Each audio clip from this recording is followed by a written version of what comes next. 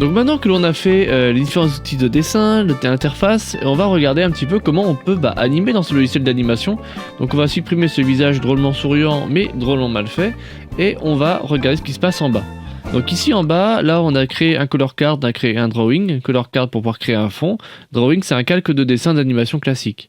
Donc si jamais je sélectionne ici, donc là ce sont mes différentes frames, hein, vous voyez que on parcourt ici de la frame 1, 2, 3, 4, 5, 7, 8, 9, 10, etc.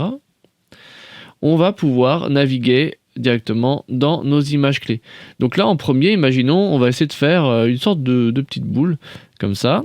Si jamais je vais en image 2, je me rends compte que là du coup, donc j'ai activé la pelure d'oignon, de base vous l'avez pas forcément, on l'a fait tout à l'heure. J'active la pelure d'oignon, vous voyez en rouge ici, la pelure d'oignon. Si vous voulez modifier les propriétés de la pelure d'oignon, vous pouvez aller dans Onion Skin ici, si elle n'était pas affichée, vous appuyez sur le plus, vous allez chercher Onion Skin, vous cliquez là, directement, et là vous pouvez varier en fait l'opacité de cette onion skin. Donc moi je vous conseille de ne pas la mettre trop opaque, parce que sinon ça peut un peu altérer votre dessin. Donc du coup une fois qu'on est là, on peut imaginer une deuxième image, j'en sais rien, on va dire genre ici.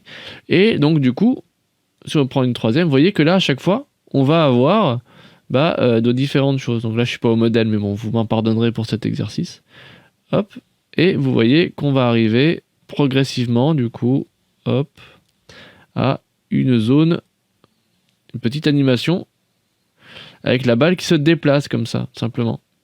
Donc, comment ça se passe? Du coup, vous voyez, maintenant, on est en 24 images secondes. Je peux faire lecture ici.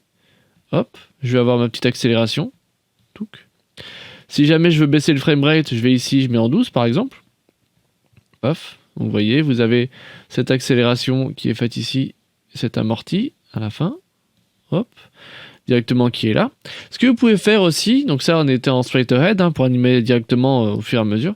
Si jamais par exemple on a envie de se dire ok, donc je vais sélectionner tout ça, je vais supprimer ces images.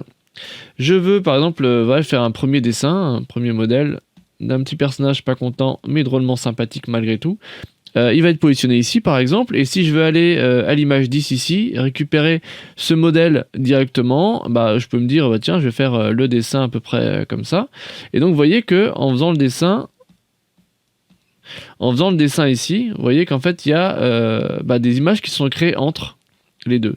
Donc ces images là, il faut faire bien attention, ce ne sont pas des images copiées, ce sont des clones, ce qui veut dire que si je fais là par exemple un autre trait ici, en fait, il sera présent sur l'entièreté.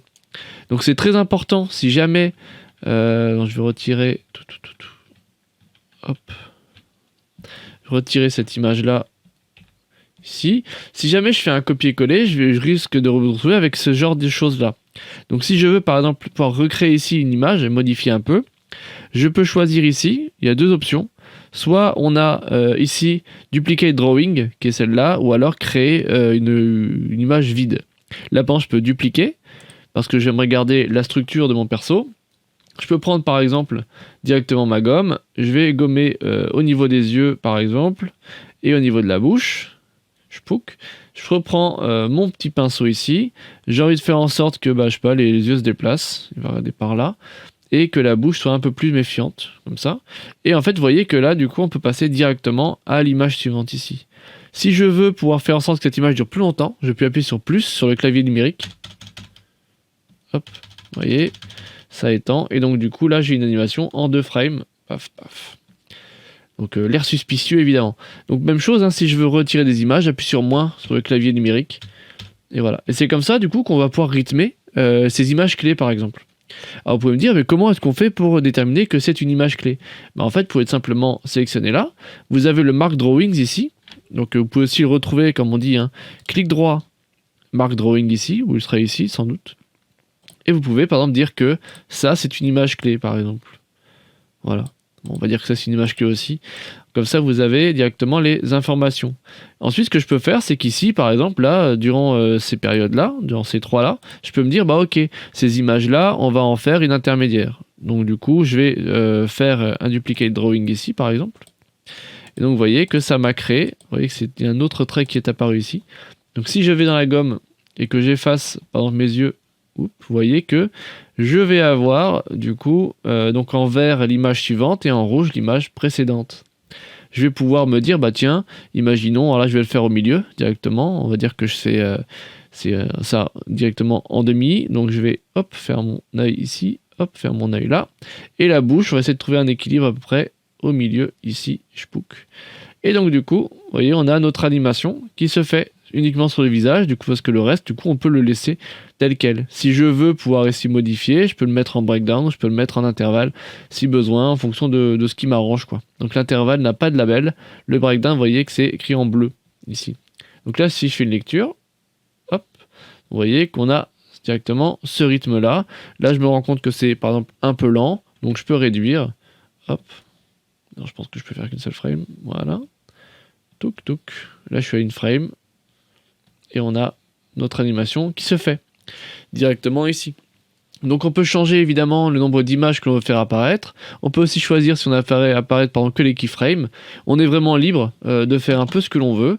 Si jamais vous voulez par exemple créer un guide à côté pour avoir des repères, vous pouvez très bien le faire en cliquant ici, en faisant plus, en choisissant le calque que vous voulez. Ou sinon vous pouvez aussi cliquer sur juste le calque ici. Tac, vous pouvez noter par exemple guide. Hop, vous pouvez choisir Add and Close, ça va fermer directement la fenêtre de création. Si vous faites Add, vous pouvez en créer plusieurs à la suite. On va faire Add and Close, et imaginons ici, je sais pas, bon là ça sert à rien, mais imaginons j'ai envie de faire un système, un petit guide que je veux pouvoir, voilà, je vais diviser tout en deux déjà, et puis après je peux rediviser encore en deux si besoin. Je redivise en deux, je redivise en deux, pof. Paf. Et on peut à des endroits, par exemple, si on veut diviser au tiers, genre par exemple, on va couper là, on peut aussi, je sais pas, couper là, etc. Et donc du coup, on va avoir donc là quelque chose d'amorti et quelque chose de rapide. Si jamais à partir de ce guide-là, vous avez, je vais enlever ça, je vais m'en servir pour créer, je sais pas, une surface en fait qui se déplace. Donc ça aussi, si je veux le faire durer plus longtemps, je peux escaler la frame, on va jusque là.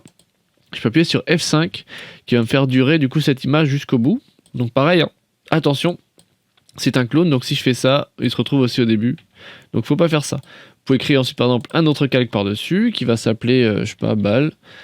On peut faire Add and Close et on va choisir ici notre petit élément.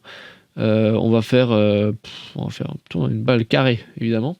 Donc on peut se mettre ici. Là je peux choisir par exemple. Donc fais attention aussi à ça. Hein. Si je fais copier ici, donc CTRL C ou commande C, je fais coller. En fait, donc il faut faire attention. Hop, hop, hop. Ici, si jamais je fais ça, vous voyez qu'en fait, c'est la même image. Ça s'est cloné. Donc ça, c'est un problème. Il faut pas faire de CTRL-C, CTRL-V. Ce qu'il faut faire, c'est cette technique-là. C'est vous sélectionnez directement l'outil lasso. Vous sélectionnez la forme qui vous convient. Vous faites copier. Et là, vous pouvez faire coller. Et donc là, ça, je vais pouvoir le mettre au niveau de mon deuxième passage, par exemple. Et vous voyez que là, ça fonctionne. Je peux poursuivre ensuite, hein, image 3, hop, je colle à nouveau. Et là, je suis sûr, par exemple, de garder directement mon modèle. Bon, on pourrait aussi le faire avec des images clés, on verra ça un peu plus tard dans l'année. Mais dans l'idée, on pourrait faire comme ça. Donc là, par exemple, je peux décaler au fur et à mesure. Je peux aussi, bien entendu, tout redessiner.